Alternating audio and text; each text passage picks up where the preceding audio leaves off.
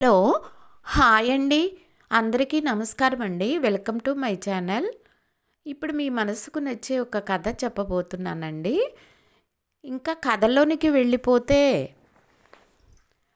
కూతురిని రైలెక్కించి స్టేషన్ దాటి మలుపు తిరిగిన రైలులోని మనవలు కనుమరుగయ్యేదాకా చేయి ఊపి అప్పటిదాకా ఒంట్లో తెచ్చిపెట్టుకున్న సత్తువ అకస్మాత్తుగా మాయమై నీరసంగా ఇంటికి వచ్చి, గత 4 రోజులుగా కళకళలాడిన ఇల్లేనా ఇలా బోసిపోయింది అని నిర్వేదంతో కుర్చీలో కూలబడ్డాడు ఆ పెద్దాయన.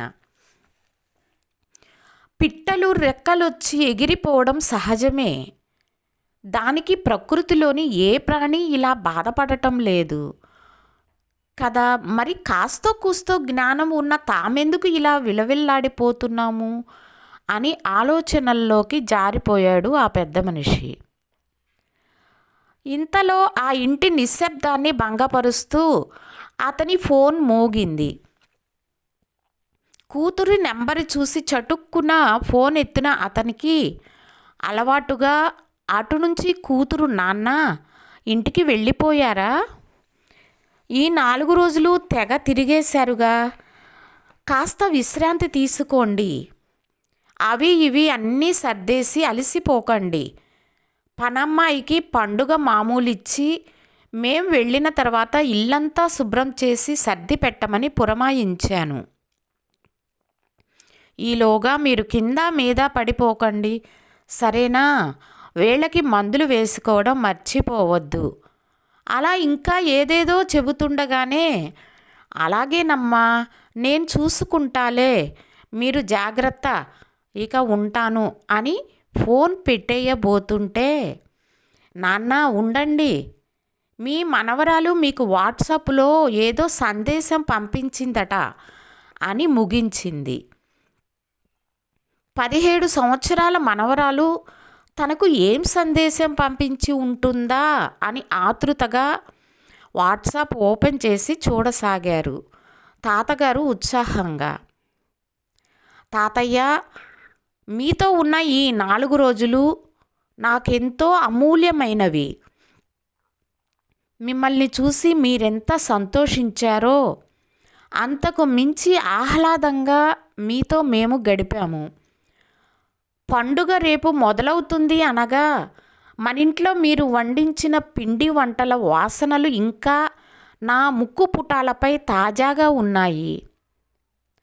నగరాల్లో జంక్ ఫుడ్కు అలవాటు పడిన మాకు మీరు గవ్వలు, సున్నుండలు, జంతికలు, అరిసెలు అన్నీ ఎంత రుచిగా ఉన్నాయో ఎప్పుడెప్పుడు వాటిని గర్వంగా మా స్నేహితులకు రుచి చూపించాలా అని ఉబలాటంగా ఉంది.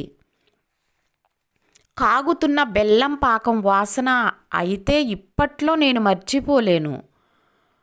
భోగి పండుగ రోజు తెల్లవారుజామున నిద్రలేచి తలస్నానం చేసి ఆ మంచులో చుట్టూ అందమైన ముగ్గులతో అలంకరించి ఉన్న మంట దగ్గరకు వెళ్ళి మీతో కలిసి అగ్నిదేవుడికి నమస్కరించి అందులో పిడకల దండ వేసి ఆ చలిలో వెచ్చగా 2 చేతులు చాపి చలి కాచుకున్న అనుభూతి మాటల్లో వర్ణించలేనిది.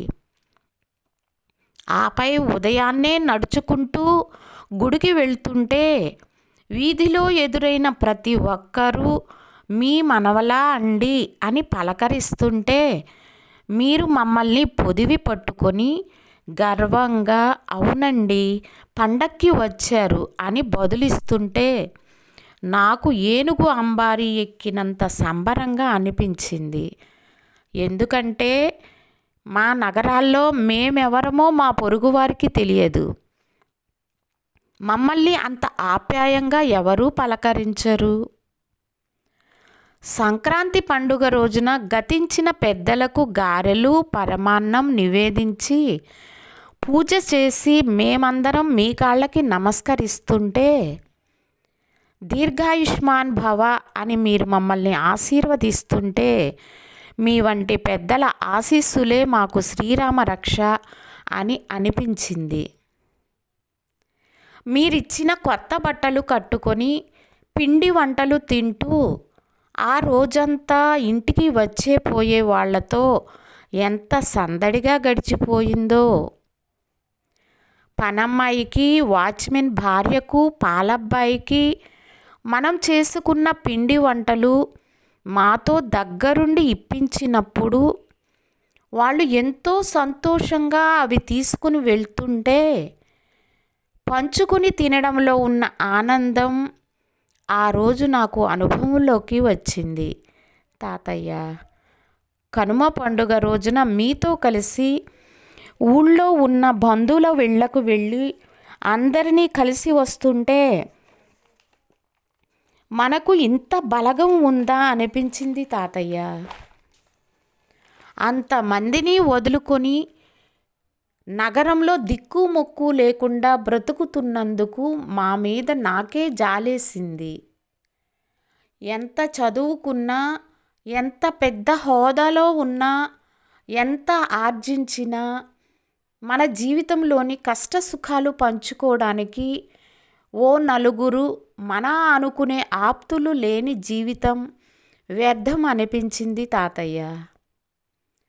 తెల్లవారుజామునే హరిదాసు సంకీర్తన, వాకిళ్ల ముందు అందమైన ముగ్గులు, వాటి మధ్యలో పసుపు రంగు చామంతులతో కూడిన గొబ్బెమ్మలు, పిల్లలు ఎగరేస్తున్న రంగురంగుల గాలిపటాలతో నిండిన ఆకాశం,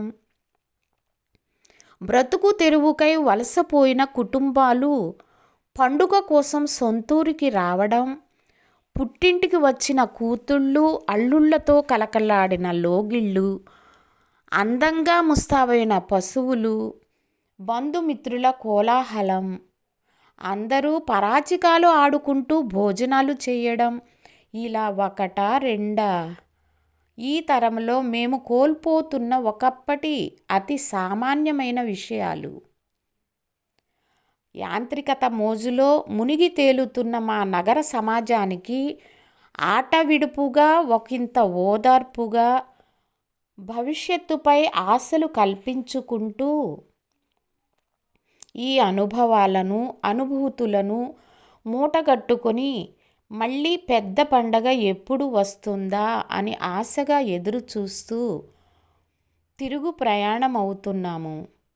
మాకు ఇంత మంచిగా పండుగ జరుపుకునే అవకాశం ఇచ్చినందుకు మీకు కృతజ్ఞతలు తాతయ్య. సుదీర్ఘమైన తన మనవరాలి సందేశంతో అనిర్వచనీయమైన ఒక అనుభూతికి లోనై అంతవరకు తనను ఆవహించిన నిస్పృహ ఒక్కసారిగా మాయమవగా ఇనుమడించిన ఉత్సాహంతో మీ తరానికి మన సంస్కృతి సాంప్రదాయాలు అందించాలనే తహతహతోనే మేమిక్కడ బ్రతికి ఉన్నాము తల్లి. మా తరాలకి, రాబోయే భావి తరాలకు వారధిగా మీరు ఉండాలన్న ఆకాంక్ష, ఉంటారన్న విశ్వాసం మీ మీద మాకుంది. దానికి ఇటువంటి పండుగలే మాకు ఉన్న అవకాశం తల్లి. అందుకే ఎంత ప్రయాసపడైనా పండుగలకు సొంత ఊరికి రండి, మీ మూలాలు తెలుసుకోండి, మీరు బలంగా ఉండండి, మాకు బలం అవ్వండి. నిన్ను చూసి నేను గర్విస్తున్నానమ్మా అని తిరుగు సందేశం పంపాడు తాతగారు, మీసం సవరించుకుంటూ కొండంత తృప్తితో. హలో, ఈ కథ కనుక మీకు నచ్చినట్లయితే లైక్ చేయండి, సబ్స్క్రైబ్ చేయండి. Thank you for watching.